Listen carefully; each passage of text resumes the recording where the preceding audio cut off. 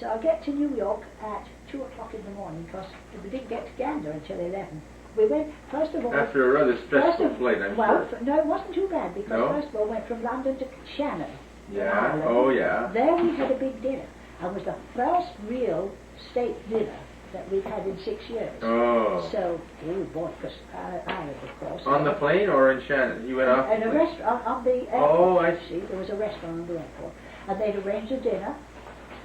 The people who had the plane, and they'd arranged it, because there were a lot of people going over from the war years. Yeah. And so we had a big dinner, a couple of drinks. It was very nice. No drinking on the plane then, of course. So we had a couple of drinks. And got on the plane, and it was quite a good flight. So we get to Gander, which is back and beyond, as you know, to refuel and everything. Yeah. And we had and then we were there for about 3 hours, more than we should have been, because they brought in DPs, a big plane of DPs from Europe, displaced persons, you see, flying into different parts of the States. Mm-hmm. And there was one missing part that you could get coffee and sandwiches. So you can imagine what it was like. Very basic. And they couldn't speak a word of English. Half of them looked as though, of course, had never sleep with their children, and they were, it was terrible. But they were looking after it. Mm-hmm. And then, so then by the time I get into New York properly, it's 2 o'clock in the morning, 2:30 by the time I get into New York, and I phoned Daddy from Gander to say I was in Gander. And I didn't realise the difference in time, you see. Right. And it was obviously 3 o'clock in the morning in Calgary, 2 o'clock or something like that. And I phoned up after we'd arrived to say that I was going to be late, but nevertheless I was there. And it was Gordon. And somebody was half asleep, and I said, is that Ross Campbell? And he said, no, this is Gordon. It was Gordon who was there. And I said, oh, well, could I speak to Ross, please? And he said, well, no, Ross isn't here at the moment. I said, oh, well, what time is it? He says he's not playing poker. I said, really? And I told him how I was, and he said, oh, well, as though he shouldn't have. He's not playing poker. Every Friday night he did, you see. It was Friday night. And I said, really? Well, for heaven's sakes. And he said, oh, well, he won't be long. He won't be long. And I said, well, what time is it? He said, 3 o'clock in the morning. Daddy was still not home. So I got back, I thought, should I go? Or should I get the next plane home? At any rate, I stayed. And then we got out very late from Gander, and as I say, got into it must have been 4 o'clock in the morning in New York. And there was no, you see, Cook's man was supposed to meet me with my ticket for Calgary, going through Toronto, and my hotel accommodation. And I didn't have it. Didn't have anything. So I was supposed to get it from the cook's man. So who's going to stay there until 4 o'clock in the morning? Yeah. Nobody was there. Yeah. So I went to the information desk or whatever it was, and they said, well, every hotel is pretty well booked. But then they said, we'll see what we can do. So I waited for about half an hour, got some coffee, and then there was another man waiting for the little fellow. He was a Swedish man, and he didn't speak very much English, but he was going to New York on business. So they found us. They found me, and they had one for him, with a shared taxi to this little, a very elite, I thought it was the Bronx side, but it was Manhattan, which was the elite side. Yeah. And it was a small hotel with a carrier and a doorman and everything, you know. But it was really nice, but small. It was called the Saturn, I think. I've got the brochure. Mm-hmm. And so she said, well, they can take you can have, we've got a room for you, and they had a room for this man. I never saw him again, and we just shared a cab there. So when I got in, there was a night clerk on and everything, and they gave me, it was like a little suite. It was great. I had a bathroom and a sitting room. And I'll tell you this is the funny part. One of the funny parts is that when I got there, a friend of mine who lived in New York, her husband's there, for some time, she said, when you want a good cup of tea over there, you don't want it in a mug, ask them for a pot for two, because if you say you want a tea for one, they'll give you a mug with a tea bag. Yeah, that's and lukewarm water, she said, so don't do that. Say, tea for two and you'll get a pot. You'll get a pot. And so it did. They brought up 2 mugs, 2 cups and saucers, and a mug.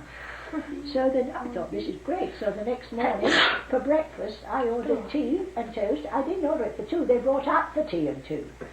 See, to now from so-and-so. So they brought tea and toast for two with marmalade. And then I thought, this is great. So then I never even said for two. They took it for granted that there were two of us there, you see. So I got strawberry shortcake and all kinds of Two pieces of everything. And then this is perfectly true.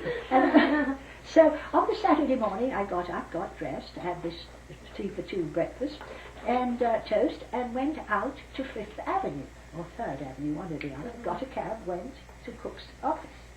Get there, it's all closed up. But it was 12 o'clock or something like that. On a Sunday? Saturday. Oh. But after, it probably was after, because I'm not a morning, I wasn't hurrying, I thought they were open all day. Apparently it closed at 12, you see, on a Saturday in the heart of London, of New York. And so I came back and I was really nonplussed, and I said to the man, good Lord. So I thought, well, I went into the bar to have a drink. Gin and tonic. It was a nice bar.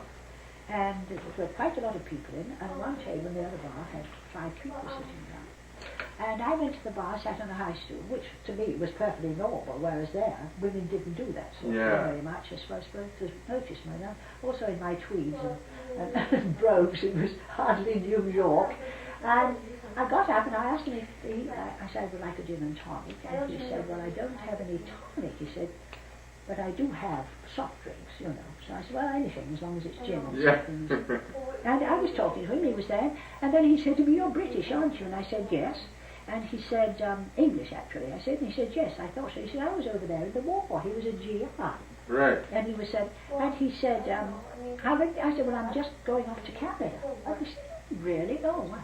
And I told him, and he said, oh, well, that's really, I said, and I asked him, I said, yes. He said, do you remember Rainbow? I said, of course I remember Rainbow Corner, where all the GIs went. They had a dance place for them. And you hostesses it. I didn't, but people did. And I said, of course I remember that. And we talked about Britain and everything, and he liked it very much. And then I said, well, would you like to have a drink? And I told him, I said, I'm in a void here. I'm in loose ends. I don't quite know what to do. I'm not going to get out. Yeah. And my visa was only for 48 hours. And you had very little money, I'm sure. Well, I could only bring out $200. Oh. In traveler's checks, do you see? I'll hang up for you if you want to change. Oh. Am I too loud? A little bit.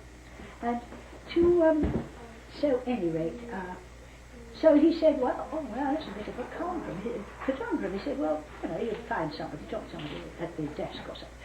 At that night, just then, the waiter I was sitting at the bar, you see, but there was a waiter serving the tables. And he came over and he said, the table here would like you to have a drink with them. And I said, oh, really? Well, that's very kind. Turned around, and it was this table with 5 people. They'd overheard the British accent, you see. And so I said, well, that's very nice of them. And he said, so I looked over and they said, please, you know. And so they were very nice people. And I sat down and he said, how long have you been here? And I said, I just arrived last night at 2 o'clock. And we got very friendly. Mm-hmm. So then, this is great. This was about 2 o'clock by this time. And I said, well, I think I'd better go and do something about this. So he said, well, what? Oh, so one of them, his name was Elroy. Can you imagine? I've got a note from him to Ross, from him to Ross, to say, with rather, I will now send Bill on to you, but with great reluctance. And they sent me a wire the next day from my friends in New York, and then they sent me a card. They sent me a card to say, I'll show them to you. Yeah. We all talked about Bill and the happy time we had together. And he put in the note to us, we took Bill to a cocktail party, and they had it on the roof. It was a very nice hotel. And he said, and we will reluctantly send her on to you. And he said, he was in the oil business, I've got it. It's what it was. And that he was looking forward to a trip to Canada, because he loved trout fishing. And he said, it's one of my ambitions to visit your country. This is to Ross, right. Dear Ross, and I hope to meet you someday. Yeah. So that was very nice. They were very kind to me. But so they took me, they asked me if I would go up with them to a cocktail party we were having. So I didn't change or anything. He said, no, it doesn't matter, it's just we're very informal. So off I go up with them later on. when I'd been up to my room and freshened up a bit. And I got up, there were a whole lot of people there, we've got great friends, and the manager of the hotel was there. And when he got to know, when they infused me, he said, "You're the woman who was two of everything, aren't you?"